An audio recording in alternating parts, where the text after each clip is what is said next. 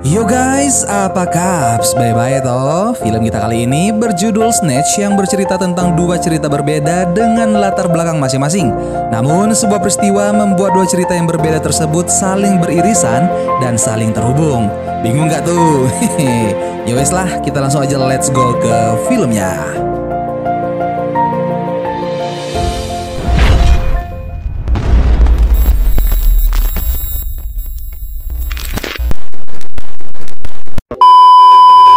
Film diawali dengan narasi perkenalan pria bernama Turkis, mantan promotor tinju. Namanya diambil dari nama pesawat yang mengalami kecelakaan. Ia memperkenalkan partner kerjanya yang bernama Tommy, yang namanya diambil dari nama balerina terkenal di abad 19.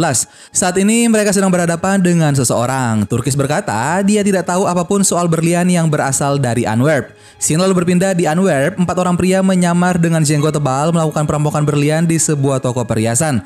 Mereka mengambil beberapa berlian kecil dan sebuah berlian besar. Setelah berada di mobil, mereka melepas aksesoris penyamaran. Dan film Snatch pun dimulai. Scene kemudian berpindah memperlihatkan Chow Sin Afi, Sol, Mikey, Vinny, Frankie Four Fingers, Turkis, Georgios Joss, Tommy, Balotu Tony, Boris the Blade, Doc the Hate, and Bricktop. Kembali ke mobil perampok, berlian itu akan dibawa oleh Frankie ke London dan ia disuruh menghubungi seorang bos senjata ilegal yang bernama Boris. Scene lalu berpindah ke London di mana Turkis dan Tommy sedang melihat George berlatih untuk pertandingan tinju ilegal. Turkis menyuruh Tommy pergi mengambil karavan yang baru untuknya dan ia melihat sebuah pistol di saku Tommy. Sebelumnya, Tommy sedang bersama Boris. Suara Turkis menarasikan pekerjaan sampingan Tommy adalah bisnis mesin jackpot. Di sisi lain, suara Turkis menarasikan seorang pria bernama Bricktop yang kekejamannya melibatkan pistol kejut, plastik, lakban, dan babi kelaparan. Dan jangan sekali-kali terpikir untuk berhutang pada Bricktop. Sementara itu, salah satu pria dari perampok berlian yang masih berada di Antwerp menelpon Boris yang berada di London dan mengabarkan bahwa Frankie memiliki berlian sebesar kepalan tangan dan ia sudah mengarahkannya untuk membeli senjata pada Boris agar Boris dapat merampasnya. Ia berkata orang Amerika tidak boleh tahu bahwa rencana ini kerjaan orang Rusia. Ia meminta Boris menyewa orang untuk mencuri berlian itu dari Frankie agar ia terbebas dari tuduhan. Ia juga memberitahukan bahwa Frankie hobi berjudi. Di sisi lain, Frankie sedang menelpon Avi yang berada di New York untuk mengabarkan berlian hasil curian. Avi menyuruhnya untuk menghubungi Doc dan menjauhi kasino. Avi kemudian menelpon Doc yang berpura-pura menjadi seorang Yahudi demi kelancaran bisnis. Semua orang mengenalnya dalam bisnis berlian. Avi mengabarkan bahwa Frankie akan tiba di New York. Frankie kemudian bertemu dengan Boris untuk membeli senjata. Boris meminta Frankie memasang taruhan di pertandingan tinju ilegal sebagai bayaran atas senjata yang ia berikan. Boris tidak bisa bertaruh atas namanya sendiri karena utangnya di rumah taruhan itu sudah lumayan banyak. Di sisi lain, Tommy dan George sudah sampai di perkampungan orang-orang Gypsy dan menemui Mickey untuk membeli karavannya. Saat dibawa, karavan murah itu tiba-tiba ambruk. Ternyata mereka ditipu. Tommy dan George kembali mendatangi Mickey. Mickey tersinggung dan mengajak George bertarung jika ingin uangnya kembali. Mereka pun bertarung dan ditonton banyak orang. Mickey diajar habis-habisan oleh George. Namun, ia masih bisa bangkit dan melepas bajunya. Hanya dengan sekali pukulan, George pun tumbang. Ternyata, Mickey seorang juara tinju Gypsy dengan tangan kosong. Yang disebut Turkis, badannya lebih keras dari paku peti jenazah dan Tommy pun menangis. Scene lalu berpindah pada Sol yang sedang menjalankan bisnis perhiasan ilegalnya.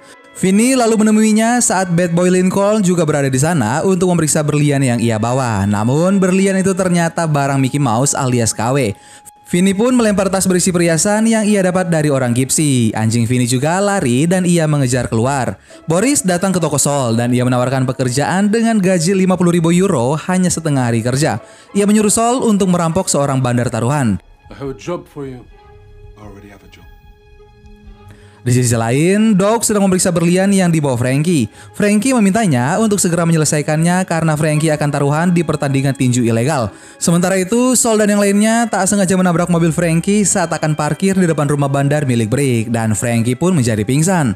Scene lalu berpindah di mana Tommy mendatangi Turkis dan mengabarkan kematian George. Padahal George akan bertanding tinju 2 hari lagi. Dengan terpaksa, mereka harus mengganti George dengan petinju lain. Turkis terpikir untuk menggantikan George dengan Mickey. Mereka pun mendatangi Mickey untuk membuat kesepakatan. Mickey meminta karavan baru yang paling bagus untuk diberi pada ibunya sebagai bayaran. Mereka pun menjadi sepakat. Turkis dan Tommy kemudian mendatangi Brick untuk memberitahu bahwa George akan diganti oleh Mickey. Brick pun berpesan agar Turkis memastikan Mickey jatuh di ronde keempat. Di sisi lain, Avi menelpon Doug untuk mencari Frankie. Namun Doug tidak terlalu fokus karena banyak wanita cantik di sekitarnya. Ia memberitahu Avi bahwa Frankie bertaruh di pertandingan tinju ilegal dan koper berisi berlian masih di koper Frankie. Mendengar hal ini, Avi langsung terbang menuju London dan Avi dan Doug pergi ke lokasi pertandingan dengan melewati penjagaan yang ketat. Sementara Bricktop berjanji pada beberapa orang bahwa Mickey akan jatuh di ronde yang keempat. Saul, Vinny, dan Tyrone terus berjaga mengawasi orang-orang yang datang. Mereka ditugaskan untuk merampok Frankie dan hanya diberi petunjuk bahwa target mereka adalah seseorang yang tangan kanannya memiliki 4 jari karena satu jarinya dipotong saat kalah taruhan beberapa waktu lalu. Karena memantau dari dalam mobil, mereka tidak dapat melihat dengan jelas. Saul dan Vinny memutuskan untuk masuk ke dalam rumah bandar Brick dan memakai topeng. Vinny mengarahkan pistolnya pada seorang wanita. Wanita itu menekan sebuah tombol dan semua kaca tertutup oleh sebuah pembatas. Vinny pun menjadi terjepit. Saul lalu menembak dinding dan mengancam wanita itu untuk membuka penutup. Vinny akhirnya terbebas, sedangkan Saul mendesak wanita itu untuk menyerahkan koper-koper yang ada di sana. Namun taruhan sudah berakhir yang artinya tidak ada apa-apa lagi yang tersimpan di sana. Wanita itu hanya menyerahkan beberapa koin namun berhasil membuat Saul lengah. Wanita itu kemudian merampas pistol Saul dan kembali menyalakan alarm keamanan, membuat semua jendela kembali tertutup pembatas. Mereka mendorong pintu keluar namun pintu tak bisa terbuka. Vinny akhirnya menembaki pintu namun pelurunya malah mental dan mengenai kantong koin receh. Wajah mereka terekam jelas di CCTV dan beberapa saat kemudian Tyrone mendorong pintu dari luar dan pintu terbuka dengan mudah. Ternyata pintunya harus dibuka dengan cara ditarik ke dalam, bukan didorong. Scene kemudian berpindah memperlihatkan Saul, Vinny, dan Tyrone pergi tepat saat Frankie terbangun. Namun Tyrone yang jeli menyadari Frankie adalah target mereka dan membuat Frankie pingsan untuk yang kedua kali. Karena koper yang dibawa Frankie terikat dengan rantai di tangannya, mereka pun membawa Frankie beserta kopernya. Sementara itu, pertandingan tinju akan dimulai. Turkis berpesan pada Mickey untuk jatuh di ronde keempat.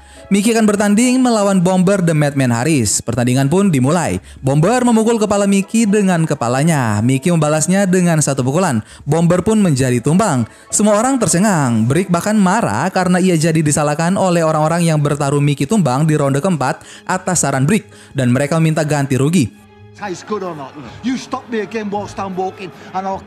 Di sisi lain, Boris mendatangi Saul di tokonya. Ada Frankie yang terikat dan kepalanya ditutup kain.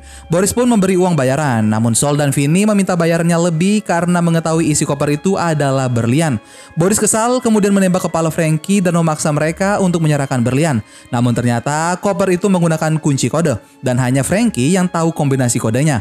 Boris pun memotong tangan Frankie dan membawa potongan tangan beserta kopernya. Di sisi lain, Brick beserta anak buahnya, John dan Errol mendatangi Turkis. Ia menyuruh Turkis kembali membawa Mickey di pertandingan selanjutnya. Namun kali ini, Mickey harus benar-benar jatuh di ronde keempat. Brick pun meminta Turkis membuka berangkas dan ia mengambil uang Turkis. Brick kemudian memerintahkan anak buahnya untuk mencari perampok rumah bandarnya, yaitu Saul, Vinny, dan Tyrone. Mereka memeriksa rekaman CCTV dan mereka mengenal Tyrone. Sementara itu, Turkis dan Tommy mendatangi Mickey. Mickey kembali meminta karavan sebagai bayaran, namun kali ini karavan yang lebih besar dan berwarna biru laut. Saat Turkis dan Tommy sedang berunding, Mickey mengusulkan untuk taruhan anjing dan kelinci. Jika Turkis menang, maka ia akan bersedia bertanding tanpa dibayar. Taruhan pun dimenangkan oleh Mickey dan mereka harus membeli karavan sebagai bayaran atas pertandingannya nanti. Di sisi lain, Tyrone tertangkap oleh anak buah Brick dan didesak untuk memberitahu siapa saja yang merampok rumah bandar bersamanya. Sementara Saul memanggil Bad Boy untuk membereskan mayat Frank. Scene kemudian berpindah memperlihatkan Brick yang mendatangi toko Saul saat Saul, Vinny, dan Bad Boy mengangkat mayat Frank. Brick menyarankan untuk memutilasi Frank dan memberi potongan tubuhnya pada babi karena babi dapat dengan mudah menghabiskan tubuh manusia. Dan mereka harus berhati-hati pada orang yang memiliki peternakan babi. Brick kemudian membawa mereka ke sebuah ruangan dan berkumpul dengan Tyrone yang berada dalam kantong mayat. Ruang itu sudah dilapis dengan plastik dan beberapa anak buah Brick sudah bersiap dengan selemek dan pisaunya untuk menjagal. Di sisi lain, Doc menyarankan pada Avi untuk meminta bantuan Tony Ballet. Sementara itu, Saul menjanjikan akan membawakan berlian sebesar rumah jika Brick mau memberi mereka waktu. Brick pun memberi mereka waktu 48 jam. Avi dan Doc bertemu dengan Tony dan memintanya untuk menemukan Frankie. Avi dan Tony kemudian mendatangi Saul dan Saul memberitahu mereka bahwa yang membawa koper dan membunuh Frankie adalah Boris. Scene lalu berpindah pada Turkis yang memberitahu pada Brick bahwa Mickey tidak mau bertarung jika tidak dibelikan karavan untuk ibunya. Sedangkan uang Turkis habis diambil Brick. Brick lalu memerintahkan anak buahnya memberi hukuman pada Turkis dan mereka mengacaukan tempat arkade Turkis. Bukan hanya itu, mereka juga membakar karavan ibu Mickey saat ibunya tertidur di dalam karavan. Saat anak buah Brick akan menghabisi Turkis, Tommy muncul dan menolongnya. I've got the gun, son. I think it's you should behave. Keesokan harinya, Turkis dan Tommy mengunjungi Mickey. Mickey akhirnya setuju untuk bertanding sebelum terjadi hal yang buruk. Di sisi lain, Avi, Doc, dan Tony memikirkan cara untuk menangkap Boris. Boris merupakan mantan agen Komite Keamanan Negara dan sulit untuk melacaknya karena ia adalah mata-mata terlatih. Tiba-tiba saja, Doc mendapat telepon dari anaknya yang berada di toko perhiasannya bahwa ada seseorang yang mau menjual berlian 84 karat. Orang itu adalah Boris. Ia pun datang sendirian. Di sisi lain, Avi, Doc, Rosebud, dan Tony langsung menyergapnya dan membawa ke rumahnya. Mereka kemudian menemukan berlian yang dicari di rumah Boris. Tyrone yang memantau rumah Boris melapor pada Sol dan Vinny yang langsung menyusulnya. Mereka pun berjaga di depan rumah Boris. Kemudian mereka membuntuti mobil Avi dan kawan-kawan yang membawa Boris. Di sisi lain, Turkis dan Tommy juga menuju rumah Boris untuk membeli senjata. Tommy kemudian membuang kotak susu dan membuat mobil di belakang mereka menabrak pembatas bahu jalan. Mobil itu adalah mobil yang ditumpangi Avi dan kawan-kawan serta Boris yang berada di bagasi. Akibat kecelakaan ini, Rosebud mati tertusuk pisaunya sendiri. Sementara Boris dengan kepala terbungkus dan tangan terikat berusaha kabur dan tidak menyadari ia berada di tengah jalan. Ia pun ditabrak oleh mobil yang dikendarai Sol, Vinny, dan juga Tyrone. Turkis dan Tommy yang sudah berada di depan rumah Boris dikejutkan dengan kedatangan Boris yang penuh luka. Ia kemudian mengambil pistol laras panjang lalu kembali keluar. Tony pun masuk ke sebuah tempat dan menelpon seseorang untuk menjemputnya. Tiba-tiba saja Sol dan kawan-kawan datang dengan topeng dan juga senjata. Saat akan minum, Tony menyadari kehadiran mereka di belakangnya. Tony mengeluarkan pistolnya dan menggertak Sol dan kawan-kawan karena ia tahu pistol mereka adalah replika. Sol dan kawan-kawan ketakutan dan saat akan keluar, mereka tertabrak pintu yang didorong Avi. Mereka pun menodongkan pistol pada Avi, namun Avi malah menantang mereka. Beberapa saat setelah itu, Boris datang dari pintu lain. Ia memaksa Avi memberikan kopernya. Tony yang mendengar keributan itu berteriak dari bar agar Avi menunduk dan ia menembak dari luar. Boris dan Tyrone tertembak sementara Sol dan Vinny berhasil merebut koper. Tony pun menembak Boris sampai mati dan saat akan menembak Tyrone, pelurunya habis. Kini berlian itu berada di tangan Sol dan Vinny. Mereka akan mengantar berlian itu kepada Brick. Belum sempat keluar dari mobil, mereka didatangi oleh Tony. Sol dan Vinny pun sepakat untuk memberitahu bahwa berlian itu ada di toko Sol, padahal sebenarnya disimpan di celana dalam Vinny. Di sisi lain, Mickey sedang mabuk-mabuk setelah kematian ibunya. Sementara Avi dan Tony sudah berada di toko Sol bersama Sol dan juga Vinny. Vinny mengaku berlian itu hilang dan menuduh anjing sebagai pelakunya. Avi pun menyuruh Tony membelah anjing itu, namun anjing itu menjadi liar dan menggigit ke sana kemari. Avi berusaha menembaknya, tapi Vinny yang tidak tega pada anjingnya lalu menyerahkan berlian pada Avi. Saat sedang bernafas lega, anjing itu malah menggigit berlian dan membawanya kabur. Avi menjadi marah dan menembak ke segala penjuru. Tony mati tertembak peluru Avi dan Avi segera ke bandara dan kembali ke New York. Sementara Sol dan Vinny harus membereskan mayat Tony. Scene lalu berpindah ke Turkis dan Tommy yang membangunkan Mickey karena waktu bertanding sudah dekat. Mickey ternyata mabuk berat. Turkis pun memberitahu bahwa lawannya kali ini adalah Goodnight Anderson. Di sisi lain, sebelum memasuki arena pertandingan, Brick memerintahkan anak buahnya untuk menembak Mickey, Turkis, dan Tommy jika salah satu dari mereka keluar dari lokasi mendahului Brick. Brick berjanji pada orang-orang yang bertaruh bahwa kali ini Mickey benar-benar akan tumbang di ronde keempat. Brick kemudian mendatangi Mickey dan mengancamnya akan membakar kampung Gypsy jika Mickey tidak tumbang di ronde keempat. Pertandingan pun dimulai. Mickey melayangkan tinjunya dan Anderson pun terjatuh. Penonton saat itu menjadi tegang, namun Anderson berhasil berdiri lagi. Mickey selalu meninju dengan tepat sasaran. Anderson jatuh untuk yang kedua kali dan ronde pertama selesai. Turkis kembali mengingatkan untuk tidak meng-KO musuh. Ronde kedua pun dimulai. Di ronde kedua ini, Mickey hanya menahan pukulan dan tidak membalasnya. Lonceng kembali berbunyi menandakan ronde kedua usai. Turkis kembali memarahi sikap Mickey yang akan membuat orang berpikir bahwa pertandingan ini sudah diatur. Mickey pun diminta untuk tetap memukul namun jangan sampai meng-KO. Pertandingan lalu berlanjut. Mickey dihajar habis-habisan dan hanya melakukan sedikit perlawanan. Ia jatuh terempas. Mickey mulai marah dan ia berdiri dan dengan sekali tinju Anderson pun langsung KO. Tamatlah riwayat Turkis dan juga Tommy. Brick keluar dan memerintahkan anak buahnya menghabisi keluarga dan teman-teman Mickey. Saat keluar dari lokasi, Turkis, Tommy dan Mickey beradu pandangan dengan Brick dan anak buahnya. Turkis dan Tommy terdiam dengan wajah aneh sementara Mickey terlihat sangat santai. Ternyata rencana Brick sudah diketahui oleh Mickey dan ia sendiri mempunyai rencana. Mickey sengaja mempermainkan Brick dengan bertahan sampai ronde keempat. Kemudian meng-KO musuhnya agar Brick malu dan rugi. Keluarga dan teman-temannya membunuh semua anak buah Brick yang mengawasi kampung mereka. Begitu juga dengan anak buah Brick yang berjaga di depan lokasi pertandingan. Kawanan Mickey lalu masuk ke mobil anak buah Brick dan menembaknya saat Brick lengah. Mickey pun pergi bersama kawanannya. Keesokan harinya, Turkis dan Tommy pergi ke kampung Mickey. Semua orang di sana telah menghilang bersama karavannya masing-masing sejak kemarin malam. Dan 12 orang anak buah Brick mereka kubur entah di mana. Tiba-tiba polisi datang dan menanyakan maksud mereka datang ke sana.